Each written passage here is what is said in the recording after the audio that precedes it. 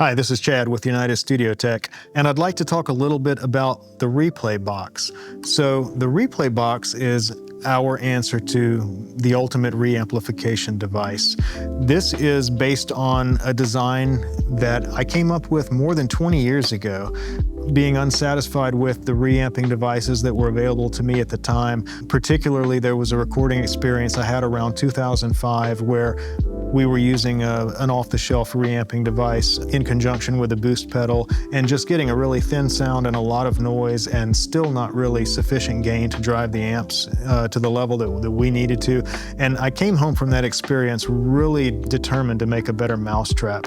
And I started experimenting with different transformers. I started consulting with transformer winding professionals at various manufacturers and talking to them and trying to figure out what it is that was lacking in the examples that were available on the market at the time and how we could overcome that. We came up with a design about 20 years ago that I think was very good, and it sounded fuller and louder than what was available at the time. But after speaking to a lot of guitar players, we began to realize that it still needed to have more gain.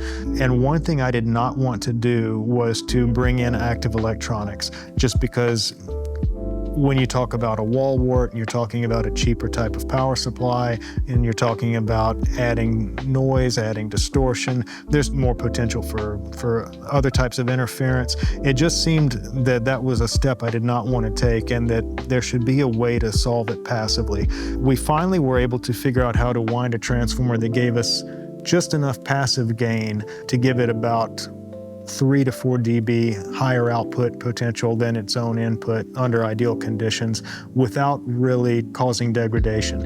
It really pushes a fine line because we experimented with even higher ratios and you begin to have frequency loss and other issues. So we basically were able to fine-tune the transformer to get it right at the edge of what was acceptable, where you still had a flat and linear frequency response, but plenty of gain. And because it's passive gain, there's no active electronics, it's extremely low noise. I would say it's probably the quietest reamplification device that there is. One of the things that I really wanted to make sure we did with this box was to make sure that the reamp was neutral and transparent. There are a lot of reamplification devices on the market that will advertise themselves as being voiced for guitar. And I've always found that to be a bit problematic because the voice of the guitar should have been captured accurately with the direct recording that you're working from. And I really thought that it was not a good idea to color that sound again. I felt that the art of reamping is to fool an amp or a guitar processor into believing that there's a live instrument plugged into it and that you have to have something extraordinarily neutral in order to have that come across in a convincing way. Having a clean DI and having a clean reamp are both the key ingredients to making a successful reamped track where the listener does not realize they're hearing a recording that was not captured live. So it requires a really high quality transformer to make that happen. And I'm very proud of the transformer that we have. It's custom wound in the United States, and it produces an incredibly linear response. It allows you to reamp not just guitar, but bass, and you can get creative and reamp many other things as well.